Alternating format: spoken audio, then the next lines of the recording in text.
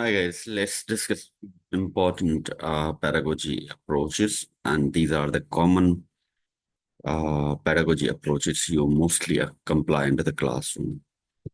But before that, I have to uh, discuss few important things specifically too. So I'll suggest you don't attempt, that the pedagogy mock test on the website again and again because test as ahead. So I'll suggest you to spend time on the other reading materials on the KHTA, EDEC, and SPIA's websites. To look at about the TIMS, look at about the teacher standards, look at about the UA visions. Okay, so repeatedly attempting the mock test, it will not help you to increase the score. Second point, you know that booking for November sessions for online classes. So please, my number you and contact detail and email you can find out in the description. So let's see these questions you have practiced already in the pedagogy. So number one is the inquiry-based learning. Now, what it focus on encourages students to ask questions, investigate topics, problem solving. So it's especially relevant to subject to science, social studies, math, exploration, discovery, central understanding these concepts. So the keywords you can see here, right? Now, pedagogy expectations, what? Ability to design a lesson that encourage curiosity, investigation, and self-learning. Any type of the question who has these type of the keywords, that means that is talking about the problem solving, talking about the inquiry based, and others related to scientific approach. Next is about let me make it bigger, differentiated instruction. That means satisfy the students need, okay, according to their level. So modifying content, teaching method, assessment strategy, define learning levels, okay, including special needs as well. Now, pedagogy expectations, knowledge of how to adapt lesson for students' varying abilities, right? Ensuring all students can achieve the learning outcomes. So by these conceptualization, you can easily understand the question is related with which pedagogy. Project-based learning involves the students working in a complex project over an extended period, okay? This is, we call the application knowledge use, okay, in the real context. And pedagogy expectations are understand how to create and assess. So this is, we call it interdisciplinary projects, and it's connected with the other subjects as well as This focus on to the critical thinking and collaborative and problem solving. Now, collaborative learning promotes the teamwork. Okay, in a group work, it can be peer work. Okay, it can be peer learning. So by this way, these are the keywords to understand about the collaborative learning, cooperative skills, and pedagogy exam expectations are ability to organize and manage group work, and that promotes cooperation, ensures the meaning and participation from all students equally, and every individual should be accountable and responsible. Blended learning, as I repeatedly discuss about the face-to-face and online learning at the same time. So classroom methods online with a digital training approach, particularly in the tech-world education system. Now, as pedagogy expectations are knowledge of how effectively blended digital tools and traditional classrooms.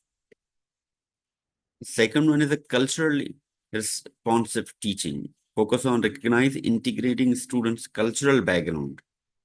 Okay, process essentially in UAE multiculturalism classrooms. Okay.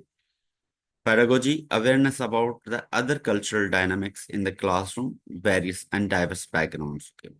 Inclusive lessons are the cultural responsive teaching. So you can identify this approach with these keywords.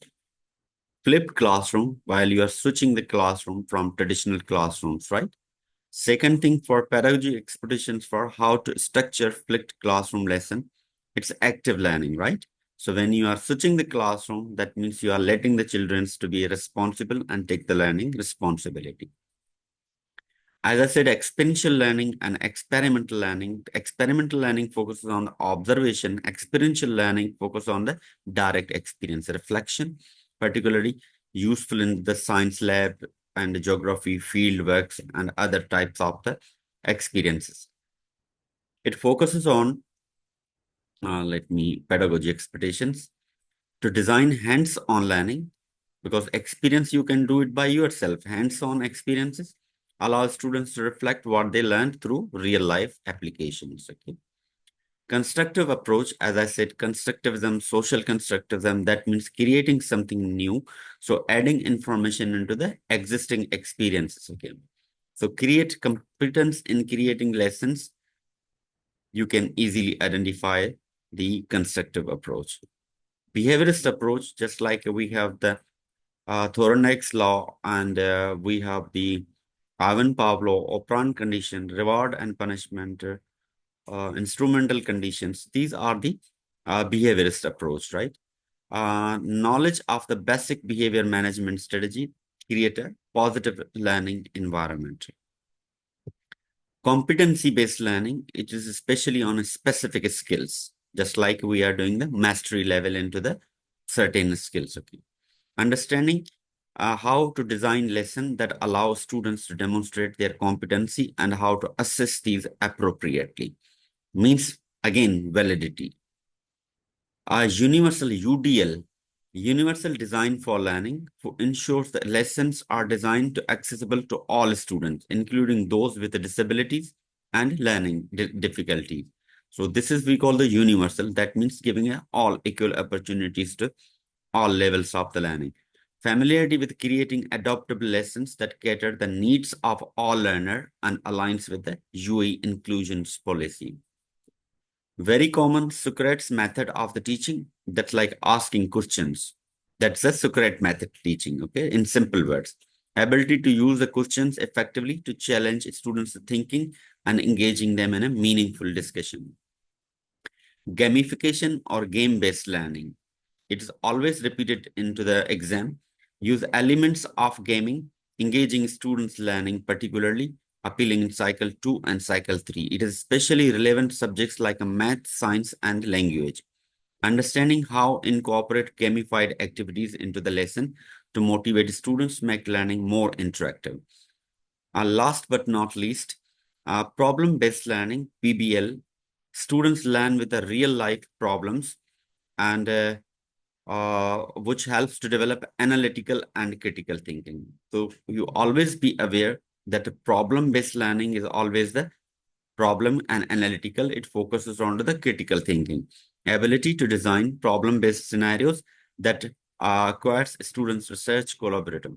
So I'll suggest you please look all these pedagogy approaches, and the keyword I already highlighted, you already implementing in your lessons plans, but differentiate how these different each other, instead of spending more time on practices, and that practices that you have done it. Okay, so you are going to be familiar with the questions, but you are not learning something new.